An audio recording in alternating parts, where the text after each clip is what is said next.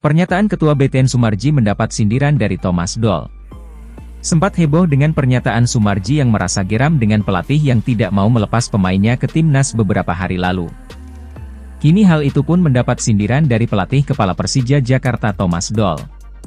"Saya tidak tahu namanya, saya tidak tahu. Saya pikir itu tidak penting," ujar Thomas Doll saat dimintai pendapat oleh wartawan. Pertama, bukan apa yang dikatakan. Kedua adalah, pertandingan Persija melawan Madura lebih penting daripada dia. Jadi saat ini kita hanya bicara tentang pertandingan, bukan tentang seseorang yang tidak saya kenal dan tidak mengerti tentang sepak bola, pungkasnya lebih lanjut. Pernyataan ini sontak memang ada benarnya juga. Begitu juga dengan netizen yang memang agak menyayangkan pernyataan Soemarji beberapa hari lalu. Dalam keterangannya itu menyebutkan kalau kepentingan timnas memang di atas segalanya, dan pelatih asing yang cari makan di sini harusnya bisa melepas pemainnya. Tapi di lain sisi ini memang jadi problem tersendiri, mengingat turnamen Piala AFF Under-23 bukanlah agenda FIFA, jadi setiap klub memang punya hak untuk tidak melepas pemainnya. Karena memang pemain juga sudah dikontrak. Dan tentunya klub juga punya target bersama pelatihnya, jadi wajar saja ada yang menolak. Ya, menurut kalian? Coach Aji Santoso akhirnya resmi berpisah dengan Persebaya Surabaya. Lewat unggahan di media sosial Instagram resmi mereka, Persebaya Surabaya akhirnya sepakat untuk berpisah. Pasca diistirahatkan sejak tanggal 4 Agustus kemarin, Coach Aji memang sempat bingung dengan hal yang disampaikan manajemen. Lanjut di keterangan captionnya kalau manajemen Persebaya juga sempat menawarkan beberapa opsi posisi untuk Coach Aji, termasuk pelatih kepala juga. Namun secara tegas Coach Aji Santoso memilih tidak menerimanya dan bertemulah kata sepakat untuk berpisah. Coach Aji Santoso telah menukangi bajul ijo terhitung sejak Liga 2019 lalu, terhitung sudah 4 tahun dengan berbagai suka dan duka yang dijalani. Mungkin belum rezeki kali ya Persebaya juara bersama Coach Aji, next bakal kemana ya pelatih berusia 52 tahun ini akan berlabuh? Persija Jakarta dihajar Madura 2-0, Persija fans sebut kalau permainan Persija menurun. Pasca tidak hadirnya Rio Matsmura, dan absennya Rizky Ridho ke timnas, sedikitnya memang memberikan impact yang cukup berarti bagi permainan Macan Kemayoran. Di pertandingan semalam terlihat permainan bola-bola passing yang diterapkan di beberapa laga sebelumnya terasa hilang. Bola lebih banyak diarahkan langsung ke depan untuk mencari Marco Simic, yang kadang juga mudah hilang bola. Fans Persija banyak yang kembali mengkritik Marco Simic yang dinilai lamban, dan malah merusak skema permainan Persija Jakarta. Di lain sisi, kekalahan ini justru jadi evaluasi bagi Persija. Setelah di laga sebelumnya mereka juga harus ditahan imbang Borneo FC Samarinda 1-1 di Stadion Patriot Candrabaga Bekasi pekan lalu. Dengan kekalahan ini membuat Persija Jakarta tergusur ke peringkat 5 klasmen sementara Beri Liga 1. Persib Bandung ditahan Barito Putra di kandang, tren tanpa kemenangan Bojan Hodak masih berlanjut. Sejak diambil alih kepemimpinan oleh Bojan Hodak, Persib Bandung belum pernah merasakan kemenangan di 3 laga terakhir. Debut Bojan Hodak pertama harus ditahan Bali United di GBLA 1-1, lalu harus takluk dari Persis Solo 2-1 di pekan lalu, dan terakhir harus imbang melawan Barito Putra kemarin. Para pendukung dan supporter Persib Bandung jelas tidak ingin tren negatif ini terus berlanjut, apalagi melihat posisi klasemen sekarang sangat memprihatinkan.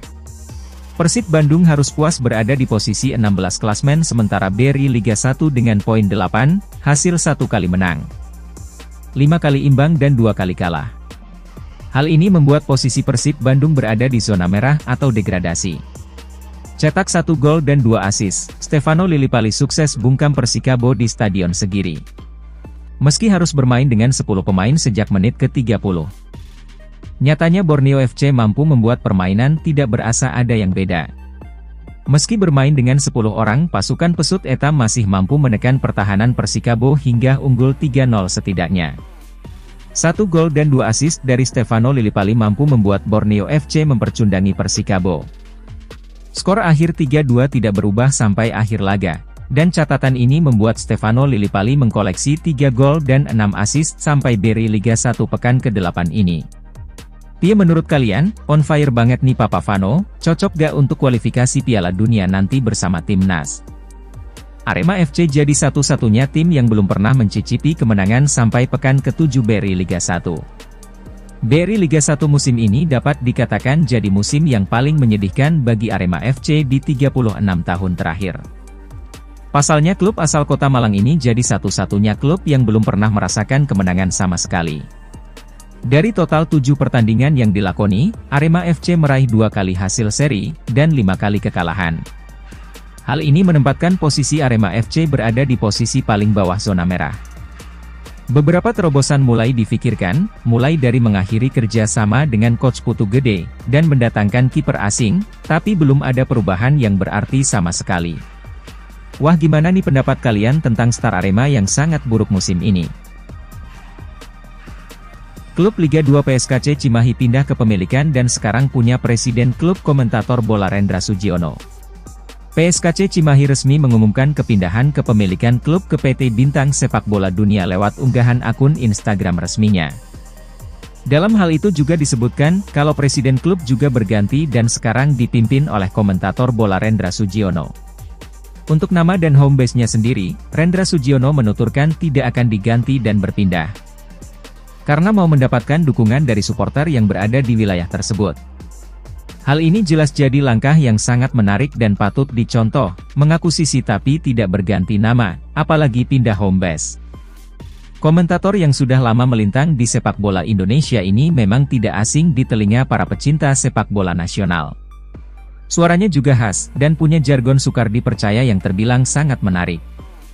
Sebelumnya Rendra Sugiono juga sukses menghantarkan klub Dewa United promosi ke Liga 1 musim 2021-2022 kemarin, tapi sayangnya saat akuisisi klub yang awalnya bermarkas di Martapura tersebut mereka harus ganti home base dan ganti nama. Dari semula Martapura FC, lalu Martapura Dewa United. Sampai sekarang Dewa United dan berhome base di Indomilk Arena. Sempat terjadi keributan di pinggir lapangan, Coach Rahmat Darmawan akhirnya minta maaf. Keributan kecil terjadi antara staf official Barito Putra dan Persib Bandung di laga kemarin sore. Dalam hal itu Coach RD tampak menunjuk-nunjuk salah satu staf Persib Bandung yang dinilainya terlalu berlebihan dalam melakukan protes ke wasit. Luis Paso selaku pelatih kiper Persib akhirnya pun mendapatkan kartu kuning karena dinilai berlebihan saat melakukan protes. Namun usai laga itu berakhir, Coach RD pun akhirnya buka suara dan meminta maaf atas insiden tersebut. Jadi saya tidak bermaksud apapun terkecuali ingin mengingatkan. Saya ingin pelatih asing datang ke sini itu memberikan edukasi, satu hal yang positif untuk bisa kita tiru.